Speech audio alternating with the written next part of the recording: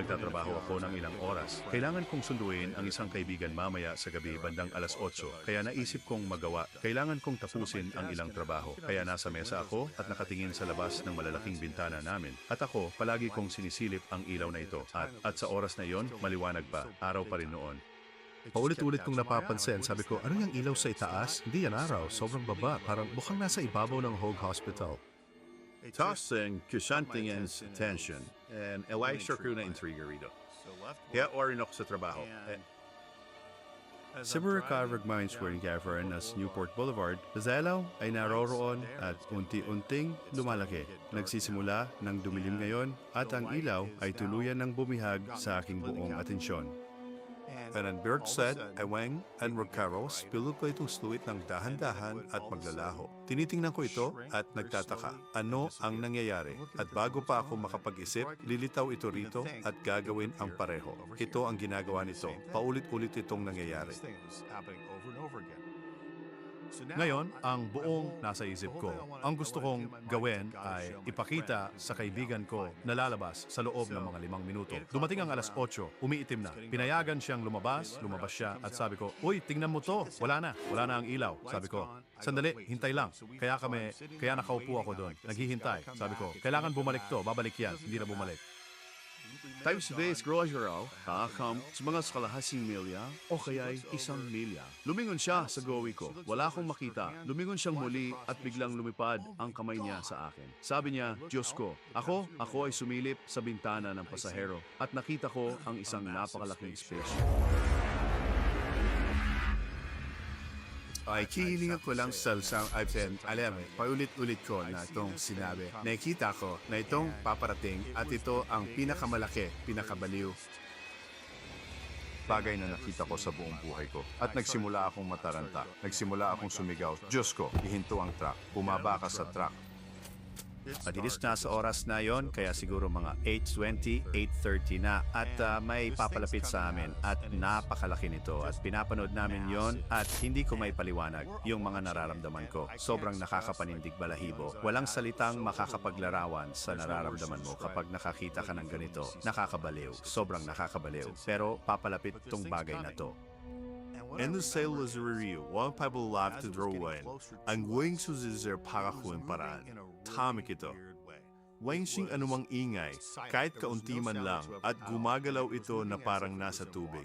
Kaya napakabagal ng galaw nito.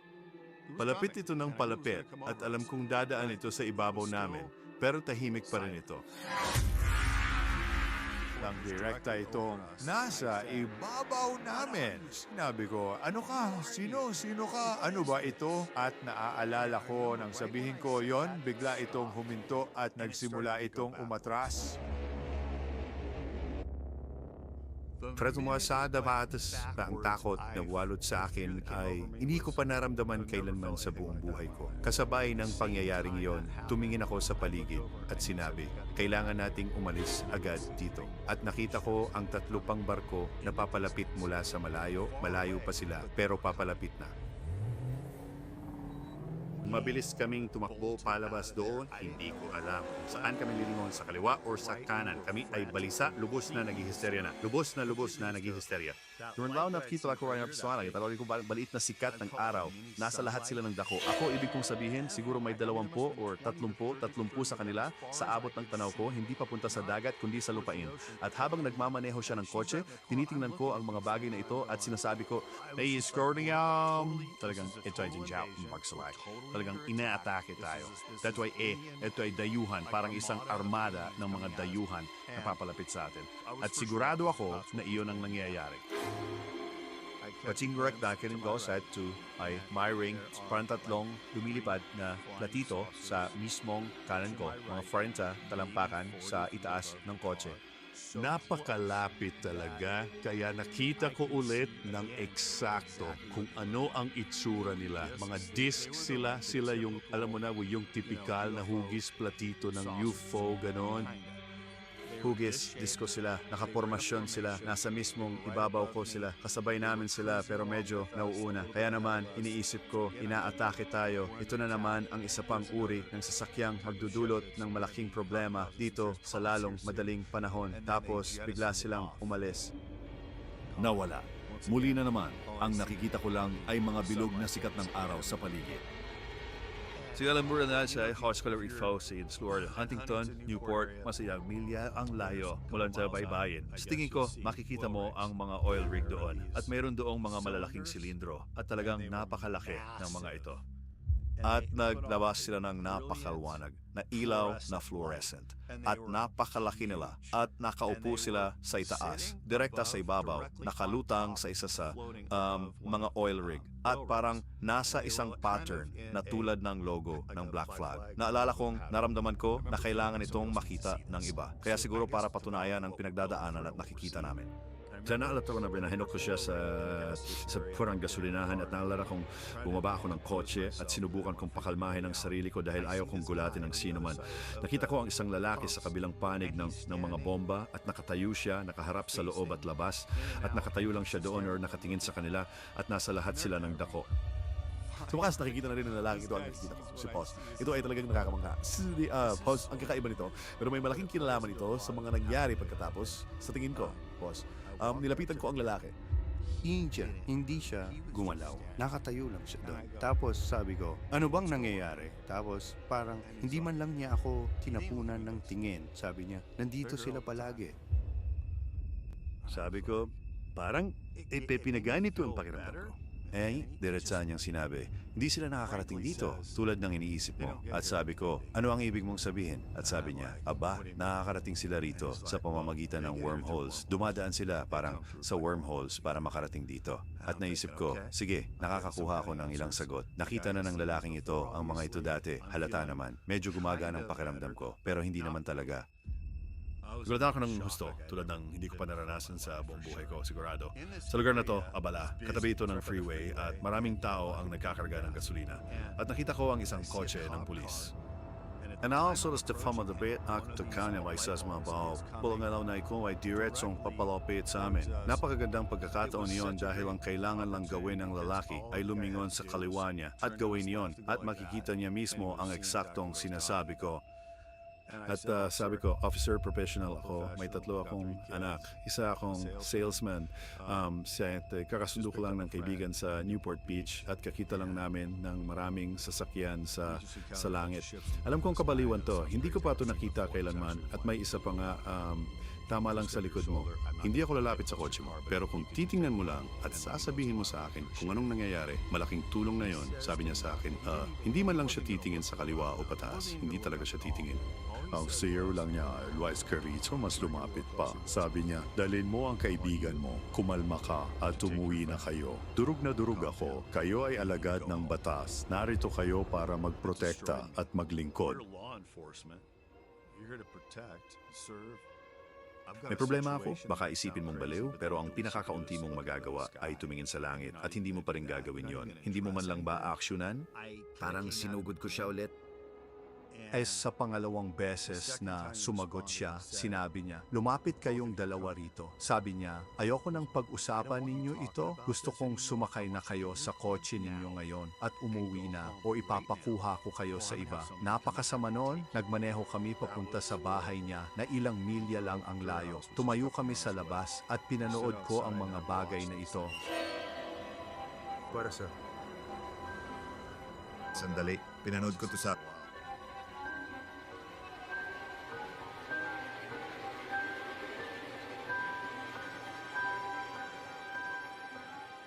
Sa pay mo, aming barriers per normal ang frenequispan. Okay lang na pag-usapan yan. Kami, alam mo kung may gumagalaw o may narinig ka o yung mga ilaw ay pinapakialaman, di ba? Pinag-uusapan namin ang tungkol sa mga multo. Noong ako'y 12 anyos, naranasan ko ang una kong psychic attack. Ang isang psychic attack ay binibigyang kahulugan bilang pagkuha ng kaalaman tungkol sa isang bagay bago pa man ito talagang mangyari. Nangyari yan sa akin sa panaginip at lagi kong sinasabi na kapag nananaginip ka, kapag natutulog ka sa gitna ng gabi, madali kang masugatan sa espiritual na atake dahil lumalabas at pumapasok ka sa mga yugto ng pagtulog na nagpapahina sa iyo sa espiritual. Kaya si Mama ay isang hairdresser at pumupunta siya sa tindahan ng mga gamit sa pagpapaganda. At ang babaeng nagtatrabaho sa tindahan ng mga gamit sa pagpapaganda ay isa palang tarot card reader. Kaya si Mama, sa panahong iyon, ay nagtatrabaho sa bahay namin. Mayroon siyang maliit na beauty parlor sa bahay namin. At ang tarot card reader ay dumating para gawin ang group reading na ito. Dumating ang mga kliyente ni Mama at pinayagan kami ni Mama na makilahok sa mga reading na ito. Pinayagan niya kaming bawat isa ay magkaroon ng sarili naming reading. Ay makasya na pang 13 anyos ang sinasabi sa akin ng babaeng ito. Alam mo, ang matalik mong kaibigan naglakbay at nagdala sa iyo ng alahas at sapat na yon. Ang matalik kong kaibigan ay nagpunta sa Ireland at bumalik siya na may napakagandang alahas para sa akin. At ako'y napasabi, wow! Paano nalalaman ng babaeng ito ang mga bagay na ito? Paano nalalaman ng mga barahan na ito? Ito ay isang ganap na estranghero. One sinaristo. One soaring sor, wine naiwan sa akin ng pagnanais pa. Nagsimula akong maghanap ng iba pang klase ng psychic. Kaya ang mga clairvoyant, syempre, nasa mall lang sila. Clairvoyance, of course, they're ready to go at the mall. Ay sang multi-kandila. Shuang fawat orasyon. Shurawan, shuwaligona. Tayo ay so installation ng sto. Tapos, kung mo ko ay entering my astrology chart, film ko akan shoot yung mga numerology chart at nakaupo ako kasama ang mga taong ito ng 1.5, 2 oras, sinusuri ang lahat. Kaya noon sexual ko siyang readings may sa mga kaibigan, pamilya, uy, kakikilala lang natin, nakakuha ako ng impormasyon. Ako ay isang psychic. Maaari ko bang ibahagi ito sa iyo? Siyam sa 10 beses? O dapat ko bang sabihin, mas malamang na 10 sa 10 beses?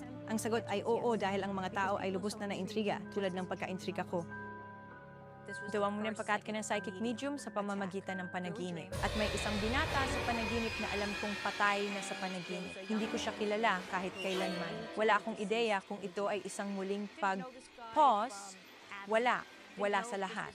Pero sa panaginip, alam kong patay na ang taong ito. Nakita ko hitsura niya, nakita ko paano siya namatay, at pagkatapos, ang nakita ko sa panaginip ay ang ex ko. Dumating siya isang araw at sinabi ko, uy, makinig ka, kailangan kong ibahagi ito sa'yo. Nagkaroon ako ng panaginip, hindi ko alam kung ano ang ibig sabihin, baka wala lang kahit ano pa, kailangan kong sabihin. At sabi niya, may kailangan kitang kausapin. Sabi niya, yan, hindi ko nga mapaniwalaan to. Siya ang nagsabi, yan, parang kaibigan ng kapatid niya o kung ano. Ganyan na ganyan ang itsura niya, ganyan na ganyan ang edad niya, ganyan na ganyan yung pagkamatay niya. Kaya sinabi niya sa akin, ano ang pangalan niya. At parang bigla na lang na-download Michael, yan ang pangalan niya. At sabi niya, oh, yan ang pangalan niya. At ako naman, pause niya, di ko maintindihan. Kaya pareho kaming nagtatanong, anong nangyayari? Kaya syempre, anong gagawin ko? Which po, so he's a psychic medium. So already doon na wala pa imprint sa lahat ng bagay at sinimulan niya akong sabihan sa isang bahagi ng pagbabasa na isa akong medium at sinusubukan akong kontakin ng mga patay at ito ay regalo mula sa Diyos.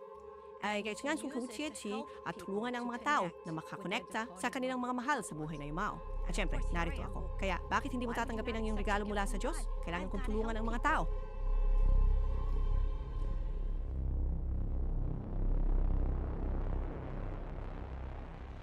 And Clolo Coy is a spiritista, but is winning the seance and channeling and well trained ang espiritong tao ay nantili sa mundo at gumagabay sa mga inapo. Tanayin kon adon siya ay dakinadarang tayo nagalang balam ngay inalangin upang tanggapin si Kristo sa kanyang puso, kaya't ang dalawa ay lubhang magkasalungat sa isa't isa at labis na nagkahiwalay na, wala man lang siyang anumang litrato nito sa buong bahay. Ngunit nangako siya sa kanya na bibisitahin niya ang kanyang mga anak.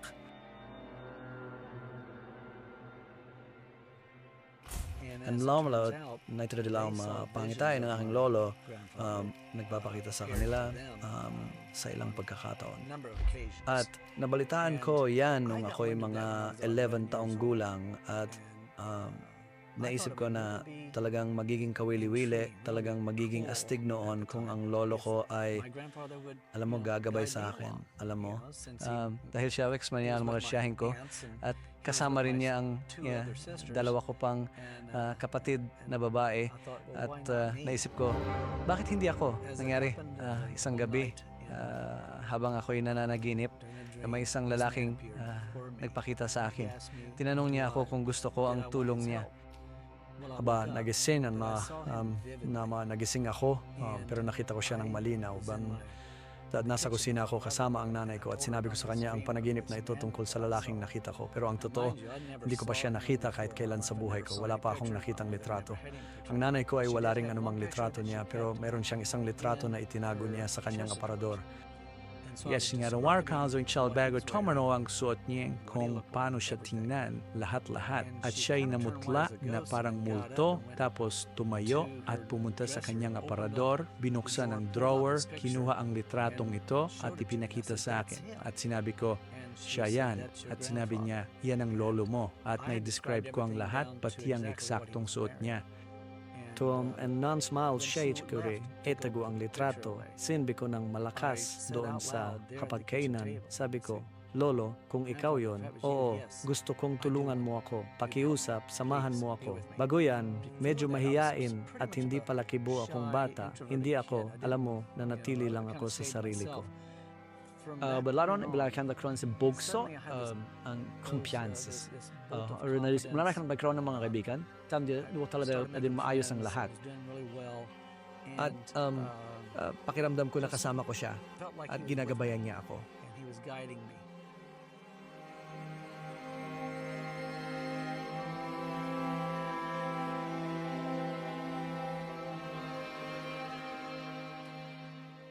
Lahat ay nagsimula nung panahong inaalagaan ko ang aking lola.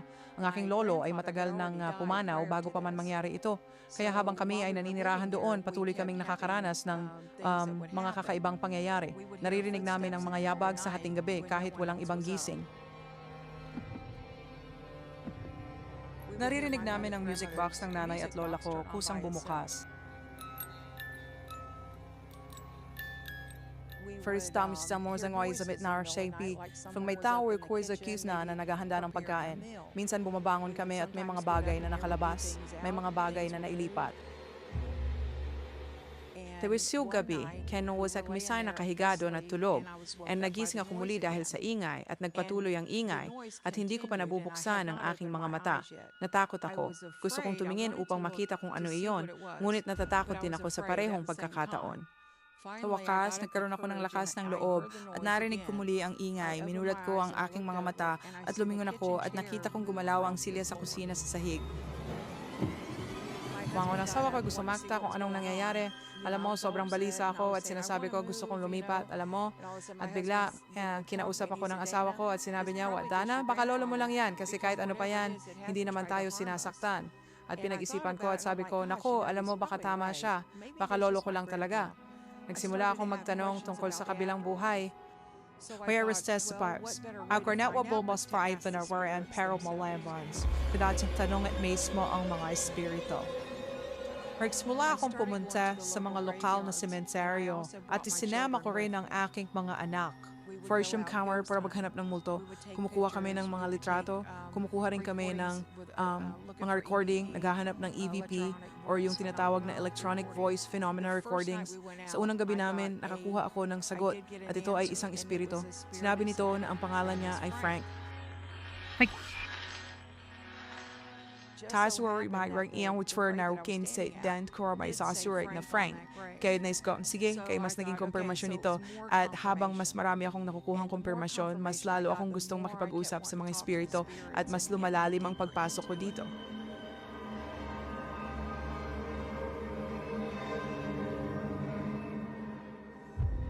Kaya naaalala ko ang pagpasok sa umaga.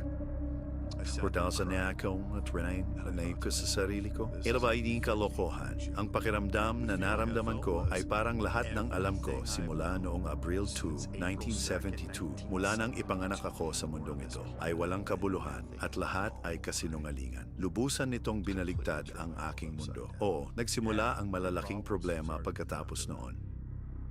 Maraming problema. Naon ko na pala na yung kwartong inuupahan ko mula sa dalawang matatandang retiradong babae. Pag uwi ko, ikinuwento ko sa babaeng ito ang kwento ko at sabi niya, talaga? Sabi niya, wow, sabihin mo sa akin ang naranasan ko, bla bla bla. Naglalabas siya ng dyaryo. Ay, ang pamilya ko, ang nakababata kong kapatid ay dinukot.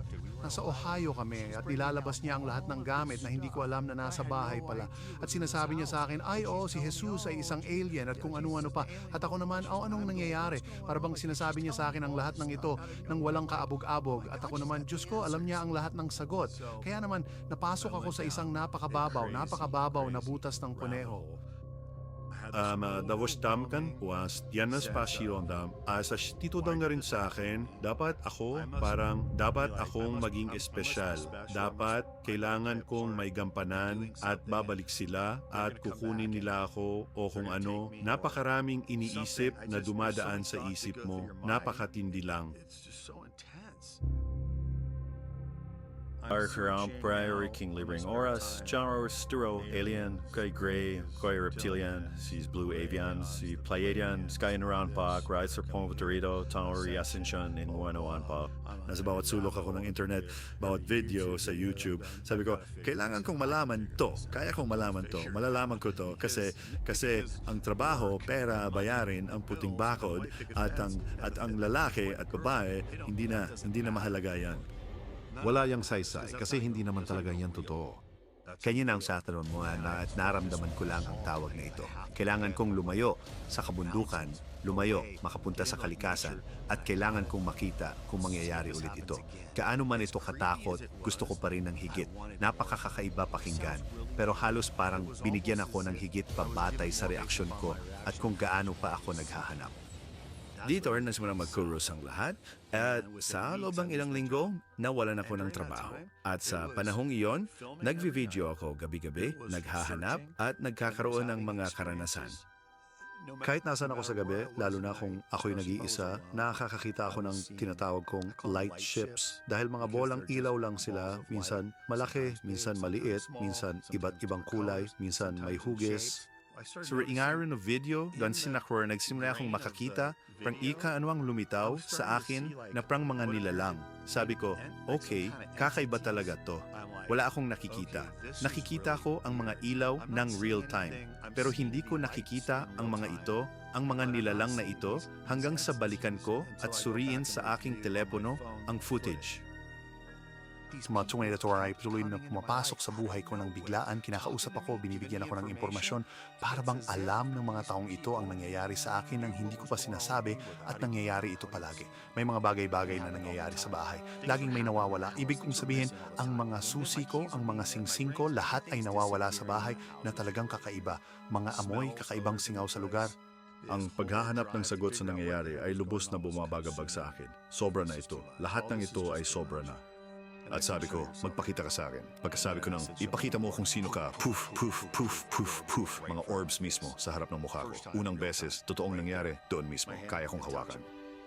Nakaramdam ako ng kapayapaan. Sinagot nila ako, may sagot doon mismo. Hindi maganda. Hindi maganda ang mga orb na yon. Nagpifilm ako at itong sasakyang ito ay medyo malaki. Marahil ang pinakamalaking nakita ko simula nung unang enkwentro at malayo ito. Pero tinitingnan ko ito at ako, kukunan ko sana ito hanggang sa may gawin ito. Naghihintay ako na may gawin ito. Nagsimula akong makakita ng maliliit na bolang ilaw na lumalabas mula sa ilalim nito at nagsimula akong makita ang mga bagay na ito na papalapit at papalapit sila sa akin. Makilay sa bawang carport, sa itaas sa ulo ko at ang takot na bumalot sa akin sa simula ng lahat ng ito ay bumalik ng buo dahil pakiramdam ko hindi ito maganda. At naalala ko, ang pagtalon mula sa gilid at paghagis ng telepono, pababa at pagtakbo ng mabilis hanggat kaya ko para makalayo sa mga bagay na ito. Alam ko na talagang hindi ito tama. Ang sumunod na pangyayari, nasa loob na ako ng truck ko at siya'y malakas na kumakatok sa bintana. Anong ginagawa mo rito? Anong ginagawa mo rito? Lumabas ka na sa truck at ang kotse. I-unlock mo ang kotse. At sabi ko, anong ko pinagsasabi mo? Anong nangyari? Binuksan ko ang pinto ng kotse at ako parang bumagsak palabas ng kotse. Pakiramdam ko, binugbog ako ng parang 8 lalaki na pinagsisipa ako ng husto. Hindi ko alam kung anong nangyayari. Sabi niya, 3:30 na ng umaga at siguro 10:00 pa lang ako nandoon. Dinala ako sa apartment, mabilis akong nakatulog, nagising sa umaga para lumabas at tumayo sa sarili kong mga paa. Nahulog ako sa lupa. Hindi ako makalakad sa aking mga paa. Pakiramdam ko parang may nagtali sa akin. Sinipa ako sa buong katawan at sa paanong paraan ay nasira ang aking mga paa. Hindi ko talaga maintindihan, pero nauwi kami sa punto na kailangan naming pumunta sa doktor at kinailangan kong gumamit ng saklay sa loob ng halos 3 hanggang 4 na buwan pagkatapos noon. Pero kinabukasan, tiningnan ko ang kaliwang binti ko. May tatsulok. Isang tuldok. Nininingan ko ang kasi mga kamay. Parang may nagkagasgas sa akin. Parang kinaskas ang kamay ko na para bang ginamitan ng panggadgad ng keso sa kamay ko or kung ano. Sabi ko, anong nangyayari dito? Nagkaroon ako ng mga pasa sa buong katawan ko. Nagsimula akong magpanik na parang may nangyari sa aking kagabi. Isang bagay na pisikal na parang may gumawa sa akin ng kung ano habang hindi ako gising. Nagsimula akong magpanik. Lumabas ako sa patio, kinuha ang cellphone, mga larawan ng pagdukot. O wasta yan ay lumitaw. Tatsulok, check. Pasa, check. Gasgas, kuko sa binti ko, check. And rougher day yung naulang oras at ng pisikal na ebidensya. Sabi ko, sige, hahanap na tayo ng mga profesional ngayon. Kailangan nating humanap ng mga quote-unquote professional at walang gustong tumulong sa akin. Your idda lay dusteras mayuan magarsargayon paman inanakaw tunggil sa paghahanap sa lahat ng mga karanasang ito na aking naranasan, gaano man sila katakot-takot at gaano man sila kalupit sa isip at puso ko at ang takot na idinulot nila sa akin, halos parang mas hinanap ko pa sila. Alam mo siyang kagatswa. It's feeling obsession. Isang ganap na obsession sa wala kung bakit, saan, kailan, and kung ano ang susunod. Pero mawasong prayer, pawaya ko for the band, kind, amorkiras, warakina, at luwaraki ang takot. At pag-isa ako, nasa sopa ako, nanonood ng TV.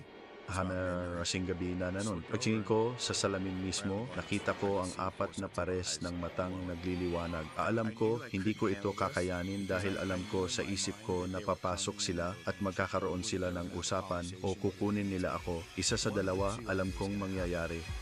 Parno saktais ng matinding pagkabahala na hindi ko pa naranasan kailanman. Ang puso ko'y kumakabog ng matindi at ako ay naalala ko na nasa kaliwang sulok ako ng sofa at idinidiin ko ang sarili ko at sinusubukang mag-isip. Kung lalabas ka sa pinto, kailangan mong wala kang ibang pupuntahan kundi sa kanan at nandoon sila, kaya dadaan ka sa kanila. Uy, hindi ka makakalabas. Walang paraan. Sa paraan ng pagkakagawa nito, hindi ka makakalabas. Nagsimula akong sumigaw dahil naisip ko, sige, kung sapat ang lakas ng sigaw ko, baka umalis sila, at malakas ako. At sumisigaw ako at umiiyak at naisip ko, hindi ko ito kaya. Hindi ko hahayaang mangyari ito. Malayo na ang narating nito. Sobrang dami na ito. Ito na ang katapusan. Wala na siya. Kinukuha nila ako. May mangyayari at malaking bagay ito. Ito na ang katapusan ng kung anuman. At ako, sabi ko, mamamatay ka ngayong gabi. Patay ka na. So really front. Sa 550 euro. Sabihin na natin kung gagamitin natin ang 100 na sukatan, kaya mabilis akong umakyat mula 50 hanggang 100. Hawak ang business card ko, handang magbigay ng profesional na pagbabasa, at profesional ang mga ito dahil, sa huli, kailangan may palitan ng enerhiya. Kaya kailangan kang bayaran para sa iyong pagbabasa. Yung dolyar na yan ay hindi mahalaga kung magkano ang siningil mo. Iyon ang palitan ng enerhiya. Yung mga ito ay sumalapit sa mga psychic medium dahil may nawalan sila ng mahal sa buhay at gusto nilang makipag-ugnayan, nagdadalamhati sila. Minsan, kahit ilang taon na ang lumipas, gusto pa rin nilang makipag-ugnayan sa namayapang mahal sa buhay. Napakahirap bitawan ng isang tao, pumupunta ang mga tao dahil sa pagiging osyoso, nalulungkot sila, gusto nila ng impormasyon tungkol sa kanilang buhay at kung ano ang gagawin. Ako ay isang single mom na nakatira sa bahay, namimili sa dagat. Hindi mo sana malalaman na ako'y isang new ager. Hindi ko sana nalaman na ako'y isang new ager. Hindi ko sana nalaman na ako'y isang diviner. Kala ko tinutulungan ko lang ang mga tao gamit ang regalong ito. Kaya nagsisimula akong makakita ng, kumikinang na ilaw sa paligid ng ulo ng mga tao at alam kong may mangyayari. Alam ko makakakuha ako ng impormasyon o makakakita ako ng, alam mo na, mga orbs at kung ano-ano pa. And pagkatapos ay masasabi ko, sige, ganito, ako ay isang psychic medium. Malapit na akong makakuha ng impormasyon tungkol sa'yo. Gusto mo bang marinig? Oo. Ibig kong sabihin, nagpapa-ultrasound ako at yung nag-ultrasound at sasabihin ko lang, alam mo, ako ay isang psychic medium. Nakakakuha ako ng impormasyon na matay ang kuya mo, nasa aksidente sa bangka siya, Oo. at siya ay kinumpirma niya ang lahat ng impormasyon na yon at sa katunayan naging isa sa aking kliyente. Siya Simon nagbosado mas Shernos ay umatyo notebook at panulat dahil ang automatikong pagsusulat ay halos laging bahagi ng aking mga pagbabasa kung saan magsisimula ako, baday magsimula sa pagsusulat lang pero pagkatapos ay makukuha ko na ang aking mga senyales at simbolo. Ang natitirang pagbabasa ay impormasyong na-download, kaya parang naririnig mo ang sarili mong boses sa isip mo kapag may iniisip ka, maliban na lang na hindi yan ang mga iniisip mo. Halimbawa, nakaupo ako rito, tapos bigla akong makakarinig ng, Barbara, alam mo, namatay noong Disyembre, o pinsan mo yan, o nanay mo yan, babae, parang lahat ng bagay na yan ay nagsisimulang dumating sa'yo at sinasabi mo lang, sinusulat ko sila. Kinsan nakakita di mo kaning surreal na espiritu at sang pamilyar na espiritu ay isang demonyong nagpapanggap, nagkukunwaring tao, isang taong minahal mo, isang taong kilala mo, isang tao o basta isang tao lang. Kaya makakakita ako ng isang babae, halimbawa, mailalarawan ko ang babae o mailalarawan ko ang lalaki.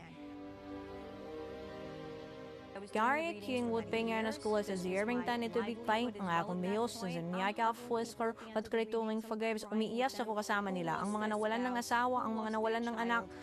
Kaya habang nangyayari ito, nararanasan ko ang paglubog sa bangin ng kapahamakan.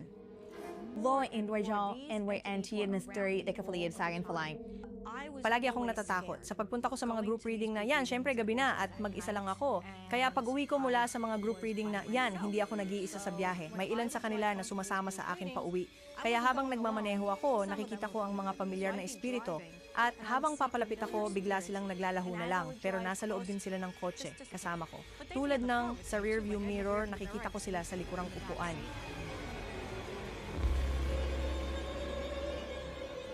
Kaya natatakot ako doon, kaya alam mo, heto na naman ako, nakikipaglaban. Bakit ayos lang kapag iniisip kong ako ay, alam mo, kapag iniisip kong ang nilalang ay si mama o papa at nagkakayakapan kami at kung ano-ano pa.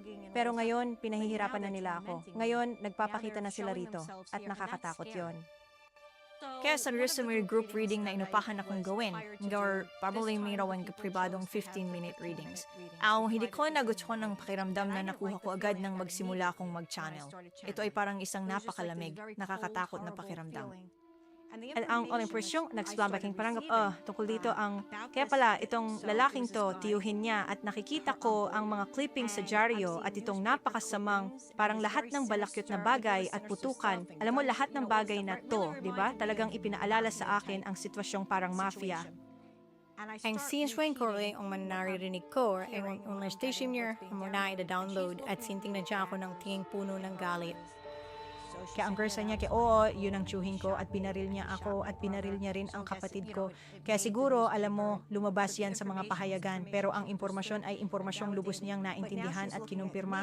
Pero ngayon, tinitingnan niya ako na parang ako ang tiyuhin. Gusto ko nang umalis doon. Parang galit na galit siya sa akin. Kitang-kita mo ang matinding galit sa mukha ng babaeng ito. Nagkasakit ako pagkatapos ng pagbasa. Umuwi ako. Halos siyang linggo naming nagsakit. Bilang isang new ager, naniniwala ka na kaya mong kontrolin ang espiritual na mundo at mayroon kang uri ng kapangyarihan at kaya mong tukuyin kung sino ang mabuti, kung sino ang masama at kaya mo itong salain kung susunugin mo ang sapat na sage, kung sasabihin mo ang sapat na orasyon, kung iisipin mo ang sapat na puting ilaw sa paligid mo at ginawa ko ang mga bagay na ito. Ang singpatin ay talagang naisingdubhang mapaminsala sa buhay ko sa personal na antas. Nagpatuloy sa loob ng mamang panahon, yung pangyayari na hinlubhang matindi. Nagimre siya masba, nakarwana, sa mismong banaw na mayroon akong spirit guide, and nandot, minanipula ako ng spirit guide sa paraan na naniwala ako na parang magkasama silang gumagana, na ibinigay ng Diyos ang aking lolo sa akin upang tulungan ako. Siya na sa Pringchard na meron akong isbonay siya higyan daking hipag. Ngayon, siya ay lubos na sangkot sa pangkukulam. Siya ay talagang malalim ang pagkakabaon sa pangkukulam at para sa masasamang layunin. Hindi siya maituturing na isang mabuting mangkukulam. Siya di alay siyang sa pangkukulam. Diya o karanya ng gadehan ko sa mana mayre ang aking lolo at gusto niya akong gamitin sa ginagawa niya. Nilapitan niya ako noong nasa 8 baitang ako tungkol sa pakikipagtulungan sa kanya. Pero ang paraan ng paglapit niya sa akin ay naghintay siya ng isang senyales. Gusto niyang malaman kung panahon na para magkasama kami. At ang nakakagulat ay sa mismong oras na nananaginip ako, habang ako'y natutulog, siya naman ay nagkakaroon ng pangitain. At pareho kaming nagbabahagi ng eksaktong pangitain ng isang pangyayari na nagaganap dito sa Florida. Ako noon ay nakatira sa Indiana sa panahong iyon. Nakita rin sa isang maliit na batang lalaki na nalulunod sa isang kanal at nagising ako mula sa panaginip at naisip ko, iyon ay talagang kakaibang panaginip. Tapos ang kapatid ko, nagising din siya mula sa pangitain at agad siyang tumawag sa bahay. Sabi niya na napanaginipan ko lang na may isang batang lalaki ang nalunod sa isang kanal. At sabi ko, baliw yan, ako rin, napanaginipan ko rin yan. At hindi namin alam noon. Pero eksakto sa mismong sandaling yon, isang kapitbahay dito sa Florida ay nasa bahay ng kapatid ko at ang kanilang maliit na anak ay nakalabas at sa edad na 2 nalunod sa kanal. Sa oras ng nang nagpatunay na kami ay magtatrabaho ng magkasama. Kaya nilapitan niya ako, sinabing may regalo raw ako mula sa Diyos. Kaya nagsimula akong makipagtulungan sa kanya sa pangkukulam. Pero lahat ay nagsimulang magkagulo sa buhay ko. Pinabangungot ako. Sa pag-iisip, nagsimula akong ma-depressed. Kasabay ng lahat ng mga pangyayaring ito, nagsimula akong magkaroon ng problema sa paglalakad habang natutulog. Nakalalabas ako ng bahay nang hindi ko namamalayan habang tulog. Isang gabi, bandang 2:30 ng umaga, naglalakad ako sa kalsada namin, nakasuot ng pajama, mga 20 degree ang lamig sa labas noong Pebrero at kumbinsido ako na kailangan kong magpakamatay. Sinasabi ng boses na ito sa akin na lumabas sa highway at mabilis matatapos. Ginawa ko nga. Lumabas ako sa highway. Walang ni isang sasakyan. Wala at muling nagpakita sa akin ang lolo ko at sinabi, gusto mo bang sumama na lang sa akin? Gagabayan ka namin. At sinabi ko, sige, oo, gagawin ko yan. At pagkasabi ko ng, oo, gagawin ko yan, idinilat ko ang aking mga mata at nakatayo ako na nakahawak ang kamay ko sa doorknob. Hindi pa ako nakakalabas. Hanggang siya missing, may gating bihis sa loob ko na sa Manigala, Florida like na nalubay kita kalsada pero sa highway na yon. Hindi saan kayo umalis ng bahay. Nagsimula akong magkaroon ng matinding galit at talagang nagbago ako bilang isang tao. Ang kapatid ko ay nakikipag-date sa isang lalaki na napaka-brutal at ayaw kong gawin niya iyon. Kau moir ken nagsisin siyang kandila para kustin siya nit, yung honor din nagsisin ng kandila para lumayo siya. Sas inigyes po prof pinsumpo sa sinumang hamad lang sa kaninski mesam and pumunta ako sa bahay niya at siya sa partikular na pagkakataong ito sa halip na may pulang kandila para sa aming karaniwang ritual mayroon siyang itim na kandila at madilim ang buong silid at tinawag niya ang mga demonyo at si Satanas upang hanapin ang taong humahadlang sa kanya at tuluyang sirain ang taong iyon. Wala siyang kaalam-alam na ako ang gumawa. And the sunshine tinggern, goting siyang pakano na redekan na katsyon na ang makang pagpapakita ng mga mata mula sa likuran niya. At narinig ko ang nakakapanindig balahibong pagtawa ng mga nilalang na ito at alam kong lubos na nakapasok ako sa isang mapanganib na sitwasyon at wala akong proteksyon at doon na nagsimulang bumagsak ang lahat. Mayroon na akong stereo na sa dabi ang pinto buwan sa mga speaker ay biglang lumipad mula sa dingding. Lahat ng bagay, ang mismong stereo ay umusad pasulong at nakabitin na lang sa gilid. Ang takip nito ay natanggal, tumama sa likod ko habang ako'y mabilis na yumuyuko. Ang mga speaker ay tuluyang bumagsak sa sahig. Yun ang unang beses na nakita ko ang tunay na pagpapakita ng mga pisikal na bagay na gumagalaw. Kung ano man ang nagaganap, palakas ng palakas. Takalaw na sila kalaro. Naglaro lang kami, hinahabol niya ako, so hinahabol ko siya, alam mo na, mga bagong kasal, at aksidente niyang isinara ang pinto sa kamay ko. Ngayon may isang bagay na palaging nangyayari sa akin. Sa tuwing nagagalit ako, nawawalan ako ng alaala. Malinaw na nagwawala ako.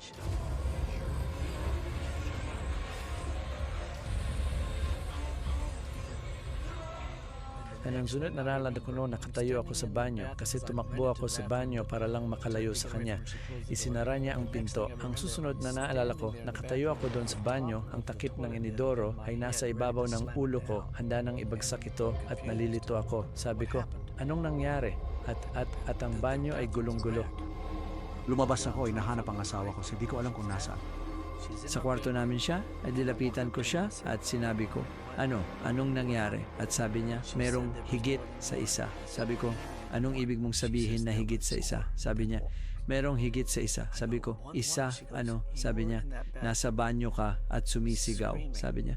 Pero narinig ko ang ibang boses na kasama mong sumisigaw. At ako lang, sabi ko, ano ba? Anong problema ko? Hindi ko talaga alam kung anong mali. Tapos sabi niya, kailangan mo ng tulong espiritual. May kakaiba kang nararanasan.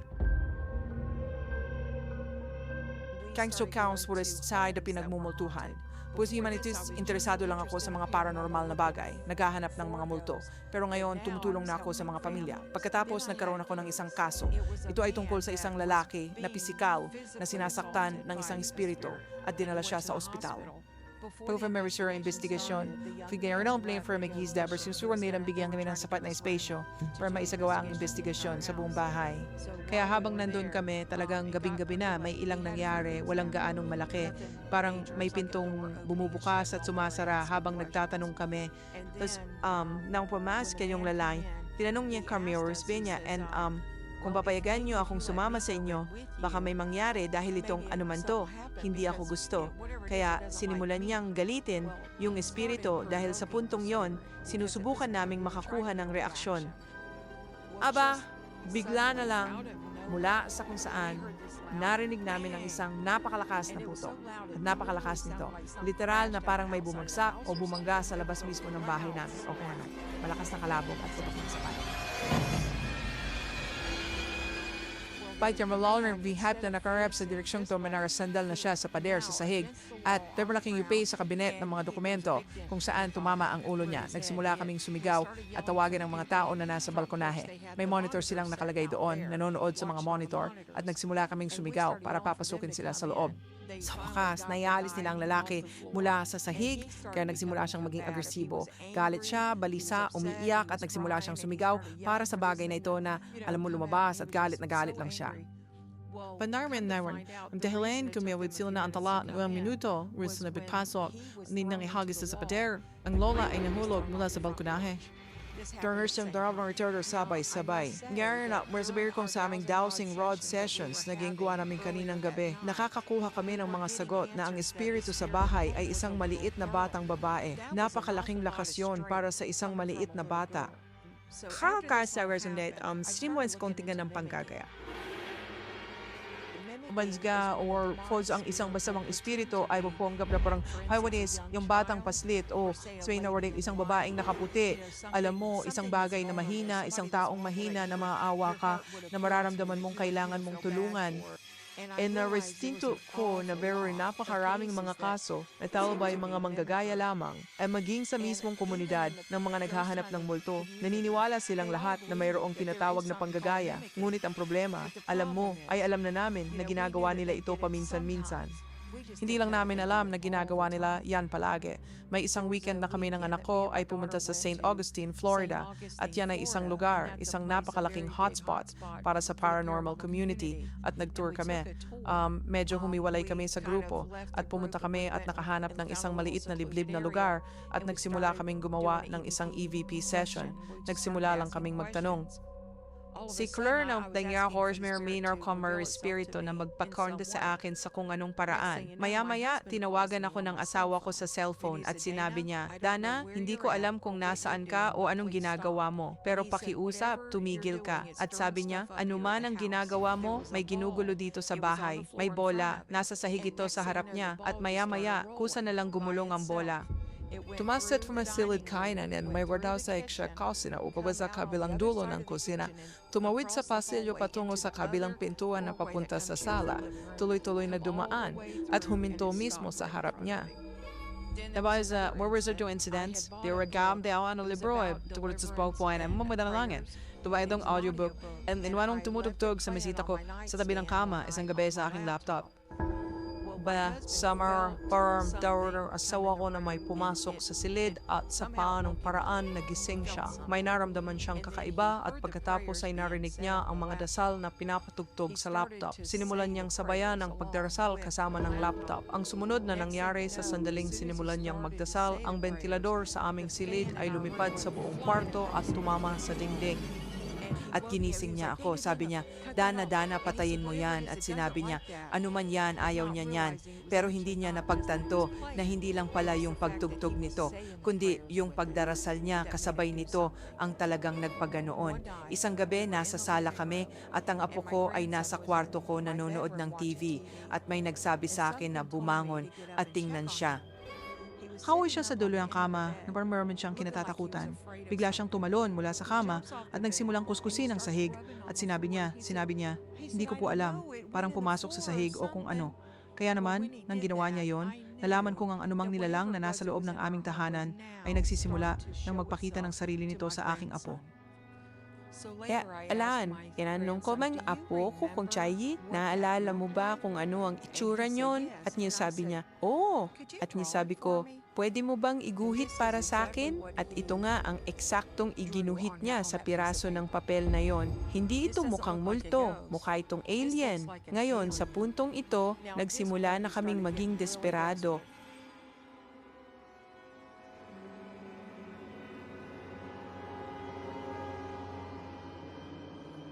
At habang pinipindot ko lang at tinitingnan ng lahat at parang hindi ko na alam ang gagawin ko. Sumisigaw ako at umiiyak at sabi ko, Jesus, Jesus, Diyos ko, Jesus, tulungan mo ako.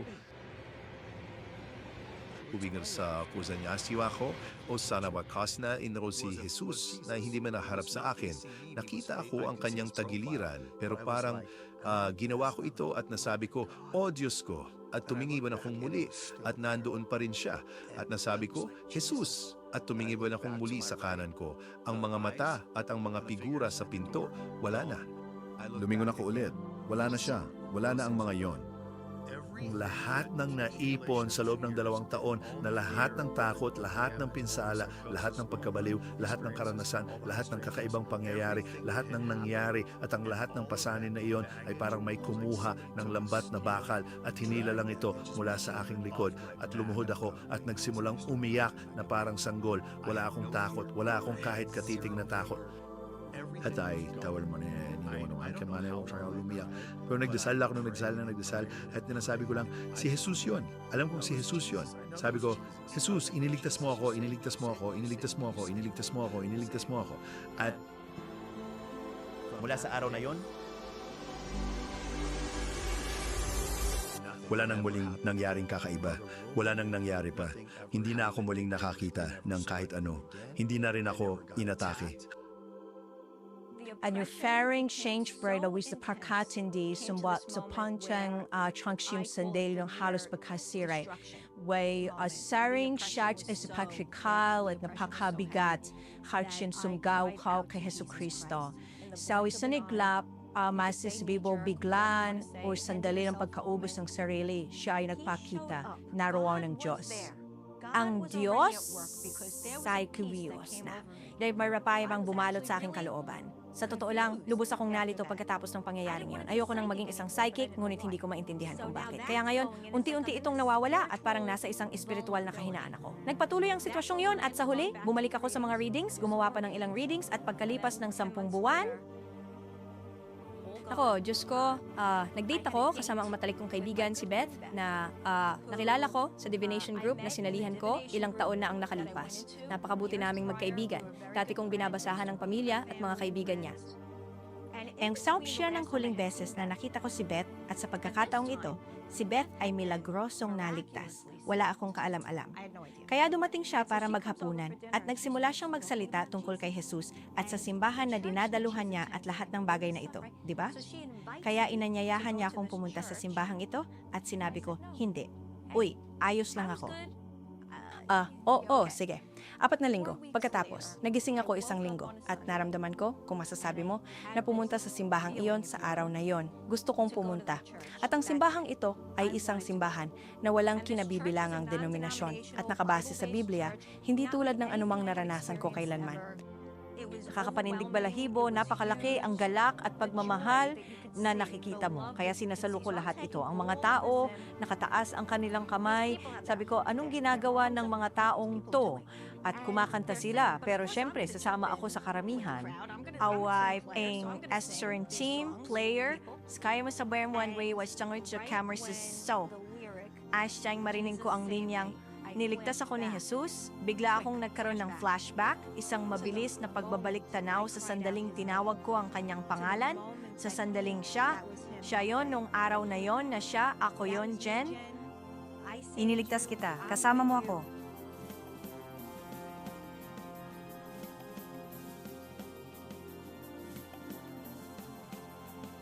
Ako ay naging malaya sa isang iglap. Alex Moria ay clear, ipakas po ang pananampamin at walay ko sa kanya. Buong-buo akong taliwala sa araw na iyon. Narinig ko ang ebanghelyo sa araw na iyon at pinanahanan ako ng banal na espiritu sa araw na iyon. Sa question ang inukilingang yan is Pawas sa is besting pastor karaching sa running simbahan. And ang paksa di yung gabi yun and the course fankakulam espiritual of pakikidigma and ang nifanga the New Age movement. During the Sajin Henry from Stevie, and ibinigay niya ang kanyang mensahe or literal akong nagtago sa likod ng ilang mananamba dahil alam kong nakatingin siya sa akin. So pinadot hindi ako komportable. And maya sa pagtatapos ng serbisyo, lumapit ako at nilapitan ko siya at sinabi ko, malaki ang naging epekto ng mensahe mo sa akin. Sabi niya, salamat anak. At alam kong hindi yun ang gusto kong sabihin. Sa huli, bigla ko na lang nasabi. Gusto kong mahalin ng Diyos pero hindi ko kaya. Naalala ko, nilapitan ako ng pastor habang ang asawa ko'y nasa gilid. At ang unang-unang tanong niya sa akin ay, si Jesus ba ang Panginoon? Sabi ko, may opo siya nga. Sabi niya, kung gayon, sabihin mo sa akin na si Jesus ang Panginoon. Sabihin mo lang sa sarili mong mga salita na si Jesucristo ang Panginoon. At sabi ko, si Jesus ay... Sabi niya, sabihin mo. Sabi ko, siya nga. Siya siya. Yeah. And as in diwang sa frizols, ji mai selson mas penus Jesu Kristo ay ang saks swayanan niya kon. Itinatatwa mo ba ang lahat ng ginawa mo sa pangkukulam? At sabi ko, oo, tinatatwa ko. Sa mismong oras na ito, tinatatwa ko ito. At isa-isa, habang humihingi ako ng kapatawaran at humiling na ako ay tinanaroan ko lasang dati may kinarawan sa Ouija board, tinariyan mo ang pagkukulam at iba pang okultong gawain na aking isinasagawa noon. Lubos na akong nakahanda na ibigay ang aking buong buhay at sarili kay Kristo. At sa pagtatapos ng lahat ng ito, tinanong niya ako, Don, si Jesus ba ang iyong Panginoon? Agad kong sinagot, Pastor, si Jesus ang Panginoon at tagapagligtas ko. Resums nagrin ng araw naman siya ang buhay ko ay hindi na pareho. At nagdasal kami para sa kapatid ko. Nang sumunod na taon, nanalangin siya na tanggapin si Kristo. When Japanese or on mo rekamang desperado, Hanimordo speak English Rosario Squad ng bintana ko sa wall ng pinto ko. May mga Biblia akong nakabukas sa bawat silid. Nangungulekta ako ng mga Biblia. Previously Worcester. Nalanoy ko sa aking mga silid na bukas. Ginagamit ko ito bilang isang konkretong sandata. Sa halip na ilapat ito sa aking buhay, tulad ng nararapat mong gawin. Pero ang tungkol dito ay kahit anong gamitin namin, palagi nitong pinipigilan ng mga espiritu, pero babalik din sila. Tarawaraso na nagpapangkaroon sila ng gumana. Habang kiniya mo ang iyong pananampalataya, inilagay mo ito sa isang bagay, nilalayo mo ang iyong pananampalataya mula kay Jesus. Alam mo, yung rosaryo sa bahay ko ay di gumagana, ang sage ay di gumagana, lahat ng iba pang bagay ay di gumagana. Tanging si Jesus at siya lang ang magbibigay sa iyo ng kalayaan. Kahit spanap ako mo inuupahan ko para maganin ang takot niya sa kamatayan. 17 siya at mayroon siyang brain tumor. At pumunta ako doon at malinaw na sa paglingon ko ngayon bilang isang muling ipinanganak na mananampalataya kay Jesucristo, kung sana lang ay nagawa ko, sana.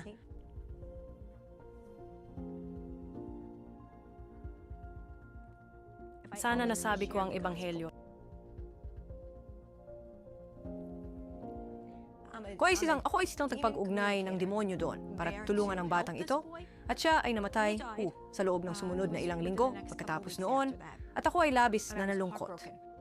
Primasya is may karugnayan siya sa mga espiritong short kung ano-ano, pero ang mga espiritong ito ay hindi sila ang sinasabi nilang sila. Hindi sila ang ating mga namayapang mahal sa buhay. At habang mas interesado ka rito, nagbubukas ka ng pinto para mangyari ang mga bagay sa sarili mong bahay. Halos lahat ng kilala ko na sangkot sa paranormal ay nakaranas din ng mga paranormal na pangyayari. So may bago sa cast, meron sa lahat ng mga pangyayaring iyon na siyang nagbunyag na totoo. Ang katotohanan na ito ay lubos na laban sa pangalan ni Jesus. Pinakalash ka taong naniniwala sa pag-iral ng mga alien. Meron ding mga naniniwala sa mga kwento-kwento tungkol sa multo. Meron din namang naniniwala, alam mo, sa pangkukulam o sa New Age. Ngunit sa huli, pare-pareho lang ang lahat ng ito. Ang bawat isa sa kanila ay nakakaramdam na sila'y espesyal. Ako mismo ay nakaramdam din na espesyal ako.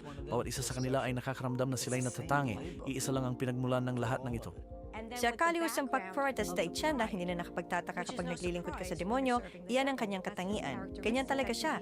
Magkakaroon ng isang bagay na magpaparamdam sa iyo na gumagawa ka ng mabuti. Tingnan mo ang sarili mo. Ikaw ay may alam sa lihim na impormasyon. Lumalapit sa iyo ang mga tao para dito. Subukan na rin way manisip na malapit yun na ang kabalang mundo ang isa sa magliligtas nito. Napaka-special ko. Magkakaroon ako ng napakahalagang papel sa pagtulong sa sangkatauhan. Hindi, totoo ang mga kaisipang iyon ay talagang nasa isip ko sa buong panahon at napakatindi. Kailang impormasyon mo, ang control mo, at lahat ng iba pa ay galing sa mga sinungaling. Ang mga demonyo ay sinungaling. Bibigyan kanila ng tumpak na impormasyon. Kailangan nilang isabit ang pangakit sa harap ng mukha mo para bumalik ka. Kaya ang medium at ang psychic, ang tarot cards, sasabihin nila sa'yo ang ilang bagay na tila tama na nangyari na. Pero ito ang punto. Inayamang kinabukasan. Hindi alam ng mga demonyo ang kinabukasan. Hindi sila nakakaalam ng lahat.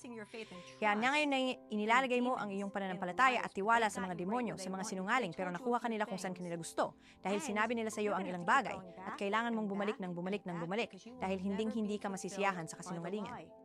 Nabubuhay tayo sa isang mundo ngayon ay pag-aari at pinamumunuan ni Satanas. Pinahintulutan siyang magmay-ari nito. Kaya kung naniniwala ka sa mga bagay ng mundo, kung gayon ay sinusunod mo ang ama ng kasinungalingan. Shor Esteri Hawin Siender, Shies Isiwalalas Lalaki, Shir Ezabwadiyo Alion of Hope, Westprendia Lamaning ang iyong pamilya, ang iyong asawa at lahat ng iyong pinahahalagahan at iyong tuluyang kunin ang iyong kaluluwa. Yan ang buong katotohanan. Pinigyan what nge fortune in no gimonyo and free mugay stuing pumhansang ng medibenasyon, stuing pumpesyo wat sa okultismo, stuing pumpasyo wat sa kasalanan.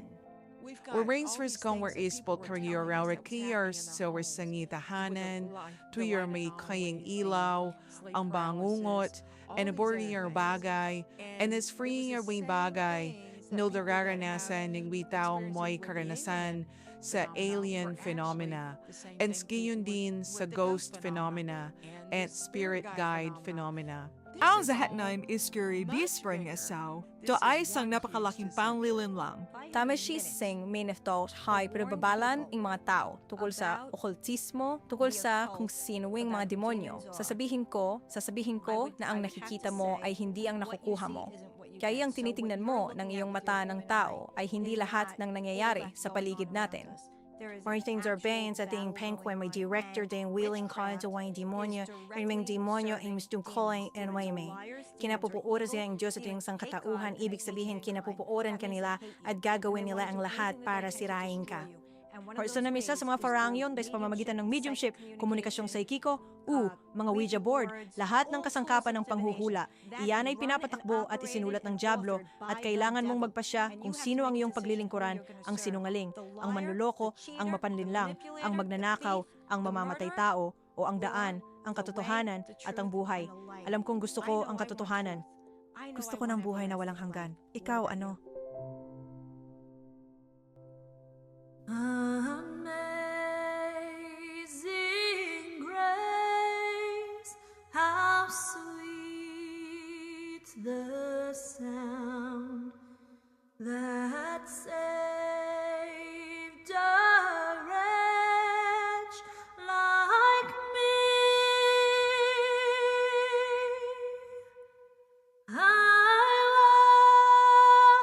Was lost, but now I'm found.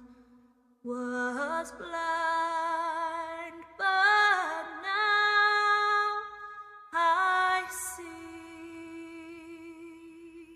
'Twas grace that taught my heart to